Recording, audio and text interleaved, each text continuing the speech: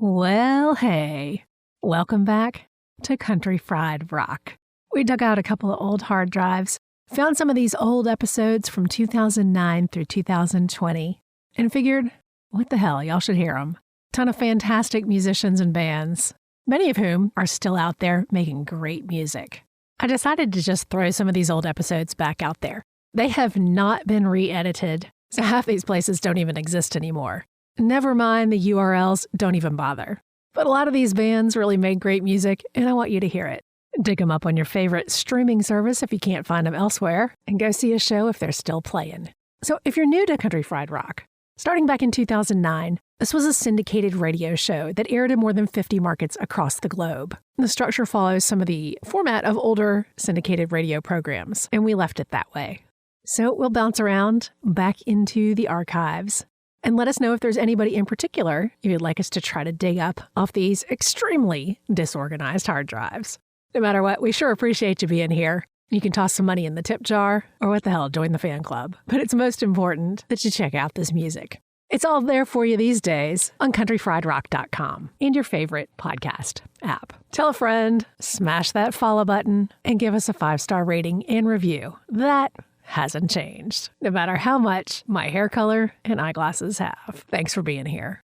Welcome to Country Fried Rock. I'm your host, Sloane Spencer. Somehow this year we've ended up on a Texas blues kick, one of those things that seems to happen to us every so often, as we follow one trail down the rabbit hole. So I'll admit that I'm not the most knowledgeable person about blues music, although I certainly appreciate the kinds with which I'm most familiar of Carolina Piedmont blues, a little bit of Delta blues, and of course, Texas blues. But I'm definitely not an expert. Thankfully, talking with Steve Earle, all I had to do was open the floor, and he takes the ball and runs with it. Steve Earle's brand new record, Terraplane, is out now on New West Records. This week on Country Fried Rock, we decided to take the show on the road for a few weeks, testing out some new technology for mobile recording. Yep, it sounded like a great idea, but unfortunately, it doesn't sound that great. So don't miss a minute of the Country Fried Rock road trips on countryfriedrock.org. My guest today on Country Fried Rock is Steve Earle with a new record called Terraplane that goes in a blues direction. Welcome. How are you? I'm doing well, thank you. I'm looking forward to chatting with you about this. I actually spoke with Chris Masterson and Eleanor Whitmore right after or right before y'all were getting ready to do a little recording related to this. Well, Chris has a lot to do with it happening in the first place. I mean, since Chris and Elle came along, this is kind of the best band I've ever had. But this is what Chris's background is in the blues anyway. It's how he's kind of started. And the acoustic side of this stuff I'm pretty comfortable with. I was in the same room with Mance, Lipscomb, and Lightnin, Hopkins on more than one occasion, and I've recorded stuff like that before, several times over the course of my career. But there's a thing, if you grow up in Texas, that can be a little intimidating about the electric side of it. I saw Freddie King, and I saw Johnny Winter. I saw, the first brothers bands the Vaughn brothers were in. Rocky Hill, who's Dusty Hill, or was Dusty Hill's older brother. He's gone now, but took me to see Rory Gallagher for the first time when I was 17 years old. I know a lot about it, and I was in a blues band when I was in 13 or 14, but I moved away from it and did something else, and it becomes there is no L.A. shuffle. There is no New York shuffle. There's a Texas shuffle and there's a Chicago shuffle, and that's it. So the bar is really high on that stuff if you're from Texas. So it was intimidating to me, but Chris being in the band and just some stuff that sort of happened organically on sound checks over the last few years sort of, I think, got me pointed towards thinking it was time to finally make this record. That's cool. I didn't realize that he was such an impetus to make that happen, but with his history, that makes sense as well. It was he was there. The tool was in the box, He's like, it was a resource I had at my disposal that I'd never had before. He's really, And I got to see Chris with a Strat in his hands because his sort of sworn off Stratocasters, and he kind of had to pick one up for this record. Hey y'all, this is Sloane Spencer, the host of Country Fried Rock. Those of y'all who listen on our podcasts, it's a quick hit of just the conversation. If you want the full radio program with all the songs that we talk about, ask for it on your local radio station, joining 20 other stations across the country. Get the goods at countryfriedrock.org. Hey, this is Steve Earle, and you're listening to Country Fried Rock. I know that you all, as a band, tour quite a bit as well, but what led to the actual writing of these songs? Because you're not just reinterpreting Texas blues tunes. You're doing your own thing with them. We wrote them. I started writing them touring with the band, because nearly all my records start with stuff that we start, playing on sound checks. And that happened with this record, too. But then when I realized that, I'm not the first singer-songwriter to make a blues record. Bob Dylan's been doing it almost exclusively for a long time. He, beginning with Bringing It All Back Home, that's kind of what he started doing. And the records that aren't blues records can kind of be counted on one of Billy Joe Shaver's hands. It's not like, there's only a few records that arguably National Skyline's not, arguably Blood on the Tracks is not, but almost every record since, that's what he's worked with as a palette. And so, it wasn't like I thought I was breaking any new ground. I did realize very quickly that it was still needed to be a record that sort of came up to my standards, lyrically, and which is, that bar is kind of high. I just had really good teachers, and I expect a lot of myself, and I think the people that buy my records expect a lot of me as a lyricist. So I worked really, really, really hard on the lyrics on this record. And I wrote like a half of the record. I finished it on a tour that I did by myself. I would just had a lot of time because I was touring, just no crew, nobody, just me and a guitar and a mandolin and a backpack, and touring mostly by train in Europe last fall. And I finished most of the songs then, and then went in and recorded it in October. When you were developing those particular songs that developed when you were doing your solo thing in Europe, when you brought them back to record with the band, did you all work them up first, or did you work them up in the studio? There was some that we'd worked up before I left, but the stuff that was brand new, that they heard for the first time in the studio. There were no rehearsals. But we had enough material that and they did, this band's really good about doing its homework. They were all sent guitar and vocals. As I finished the songs, I made GarageBand guitar and vocal files, and I sent them off as MP3s to everybody in the band as I finished them. With y'all collaborating in the production role of that, how does working with someone like him help you? I always have a producer, at least a co-producer. I mean, Ray Kennedy and I made records together for a long time, and he's essentially the engineer, but he's also a co-producer when we make records, and it's just me and him. I've tended towards using outside producers. I made a record with T-Bone. I made a record with John King, with Washington Square Serenade record. There's some things. The Towns record, there was no need in working with another producer. I was doing that largely guitar and vocal, by myself. And the Low Highways, really just me as a producer and Ray as an engineer. I kind of knew exactly what I wanted to do there, and it was really about the band and the way it sounds. But this was like, Bobby, I've known for a long time. He's made a lot of blues records. He's made John Mayall records. He's made Buddy Guy records. And I just kind of felt like I wanted that in my camp, when I did this. I recorded it, so we were all pretty comfortable. I knew everything would sound good. I'm your host, Sloane Spencer. You can keep in touch with us on Facebook, but I really like Twitter, where we are at Country Fried Rock, ending with ROK. And if you want to see pictures of my shoes, my dog, and my lunch, stop by Instagram. But whatever way you like to hang out, stop by and say hey. Hey, this is Steve Earle, and you can check out what me and the Dukes are doing for the rest of the year on SteveEarle.com. When you're dealing with folks like this, it's obvious that they've got a lot in their own wheelhouse to bring to the table. But you also reference a lot of the deep blues history, all the way back to the title of the record. When I first saw the title, and I'm admitting my own lack of knowledge, I grew up knowing the Canned Heat version of that Robert Johnson tune. Yeah, right. Well, the Canned Heat is very much a part of this record because the second concert I ever saw was Canned Heat. That's awesome. I didn't know that. And so to me, this was as much about, there's three sonic templates for this record. One is Howlin' Wolf records. Not all Chess records, but Howlin' Wolf records in particular. And then the other two are the first two ZZ Top records and Canned Heat. And Canned Heat was like the second concert I ever went to, and I loved that band. It was one of my very, very favorite bands. Yeah, it's like in 1968, Canned Heat was probably my favorite band next to the Beatles.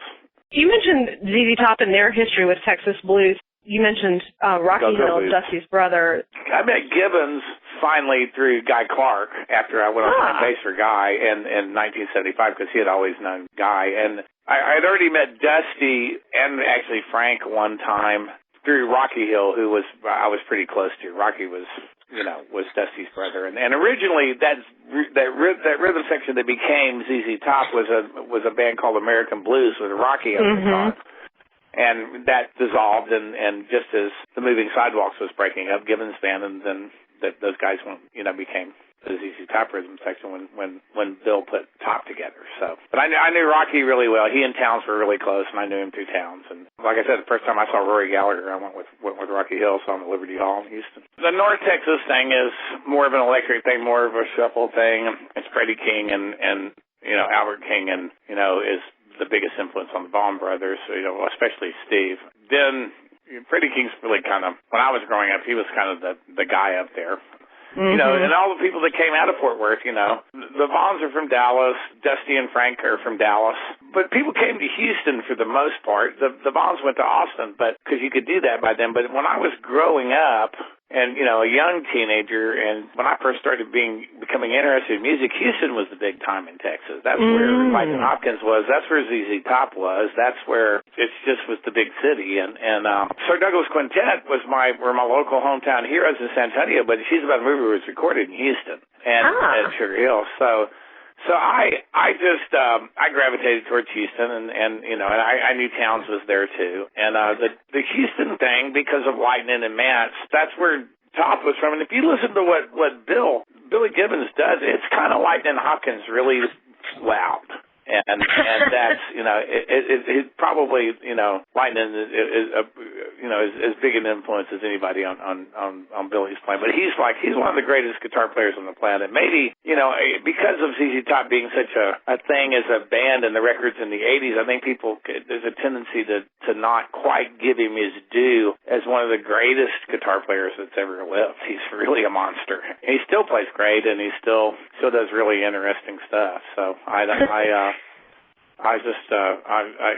he's the real deal. Hey, y'all, this is Sloane Spencer, the host of Country Fried Rock. We've had an incredible year with more people finding us on the radio and our podcast than we ever imagined. Thank you all so much. Careful what you wish for. You just might get it. Hey, this is Steve Earle, and my new record, Terraplane, is available kind of anywhere that you can get records, but I'd go buy it at your independent local record store where you can get it on vinyl. The record store day single will be a version of Terraplane Blues, my version of Robert Johnson's Terraplane Blues. The main thing you have to understand about, and I think we get to that on this record, You're the Best Lover is Smokestack Lightnin, basically. And it patterned out. It started out trying to be Lightnin Hopkins, but it turned into Smokestack, and I just let it be that. And I just decided to stay with the acoustic guitar because I'm pretty comfortable on that instrument. And it just sounded cool with Chris's electric against my acoustic, and we stayed with that. But the fact of the matter is, what it captures is the thing that blues has become this improvisational, long form of music and live performance. But on records, those classic records, they were jukebox records, and you don't make a song longer than 2 minutes 30 seconds on the jukebox because otherwise you're cheating yourself out of quarters. So they were short records. They were made for people to keep putting money in the jukebox and to dance to. And right. They're essentially pop records. And the fact that the songs on Afterburner and Eliminator being big pop hits does not disqualify them from being the blues to me at all. They're not the blues, then Smokestack Lightnin's not the blues. Find me a chess record longer than 3 minutes long. You mentioned a lot about friends in music. What, if anything, that is newer on the scene catches your ear? I can also be, really insular and not listen to anything new and be really behind. So I poke my head up every once in a while because I watch television. I don't, I read and I watch HBO is normally what I do for entertainment. I don't go out and hear music very much. In the last few years, I tended to notice singer-songwriters when they pop up. I've championed Joe Pug for the last 6 or 7 years since I've known him because I think he's really great. Willie Mason is another guy I think is really great. I think the Punch Brothers are the best band in the world at this moment in any kind of music. Any kind of music. And it's like when they're playing bluegrass, they're not even breathing hard. And they do that as well as anybody does. I wish they would do it more. But I understand why they don't. Aoife O'Donovan kills me. I think she's she's a bad singer-songwriter, and seeing her out on her own, I think you're going to see something really exciting from her in the next couple of years. And, I love the new Taylor Swift record. I think it's a really great record, every fucking second of it. So, when I listen to pop music, it's usually stuff like that I better listen to this, or I'm really going to be left behind. And I just sort of knew. I mean, I was very slow figuring out who Taylor Swift was, as much as, she was already huge. But I just, I knew, okay, she's a big deal. I mean, because I remember Garth Brooks coming along and being a big deal, and I went and checked that out, and it didn't knock me out when it came right down to it. It just wasn't my deal. But the first time I saw Taylor was at the Grammys doing Mean, and, I was just nominated that year, so I had good seats, and I think she opened the show that year, and I got it. I went, oh, she's writing about her, and people are relating to her experience because it's happened to them. That's what this job is. That's when I finally realized, who she is and what she is, and she's a real life songwriter. The night I met Johnny Cash, he came all the way across the stage to talk to me about Little Rock and Roller, which was that's awesome. Because he could relate to that experience. He'd left kids behind and been on the road. And I've had truck drivers talk to me about Little Rock and Roller, and it's just as real to them, even though people don't necessarily want to hear you feeling sorry for yourself because you're riding around on a bus that costs more than their house. Right. But they can relate to the part about missing your kids. Are you writing any new books? Yeah, the one I'm working on now is like a literary memoir. It is about my life, but it's not the whole thing because that would be boring and uninteresting to me, so I wouldn't be able to get through it. Having a hard enough time waking up in the morning and writing about nothing but me as it is. It's largely about recovery. It's called I Can't Remember If We Say Goodbye, and I'm about halfway through it. That is actually something that this radio program has a commitment to a particular charity that works with musicians who are seeking recovery and assistance for depression. So that's something that is important to us as well. Hoping to deliver it before, and publish it before the end of the year. Yeah. What do you have with touring for this record? The tour is going to start basically in April in Louisiana or Texas because we're playing Stagecoach is what I do know, and that's like around April 24th or 5th. It's 25th, something like that. I'm also doing a benefit for Autism Speaks in L.A. The day before Stagecoach on my own with Steven Stills and some other people. We both have kids with autism, and my youngest son, John Henry, has autism. And then we'll tour through the summer, right up to Hardly Strictly Bluegrass, which is sort of a natural demarcation point because we play that every year. Then we'll break, and Sean Colvin and I are going to make a record. While that's getting ready, and we've been touring together some, so we're going to make a record together. And it's really a band. It's not a record of duet. It's really a band record. It's Colvin and Earle record, and Buddy Miller's going to produce it, and we'll make that in Nashville probably in November. And then I'll go back out on the road with the Dukes to do the blues thing for, the rest of the fall. Record with Colvin will come out sometime in the spring, but I will have to go to Australia with my band in April of next year, which will be the very last leg of the tour, simply because there's a festival there called East Coast Blues and Roots that happens Easter weekend that we pretty much anchor our Australian tours to. Thank you. Safe travels, and I very much appreciate your time. All right, thanks. Bye. CountryFriedRock.org. Copyright 2015. All rights reserved. Our 2015 bed music is from Drivin' and Cryin's debut album, Scarred But Smarter. Got a great band you want to hear on Country Fried Rock? The best thing to do is tweet us at Country Fried Rock. That's Country Fried, R-O-K. You can subscribe to our weekly podcast on iTunes. Just search Country Fried Rock. Country Fried Rock radio programs are distributed to public radio through the Public Radio Exchange, prx.org. Our Country Fried Rock stinger is from Steve Soto and the Twisted Hearts. Ever he been helping us some Country Fried Rock? I always have to remember, it's SteveEarle.com, isn't it? Yeah. Yeah, because SteveEarle.net is the one that the girl started when I was in jail. Okay. Right.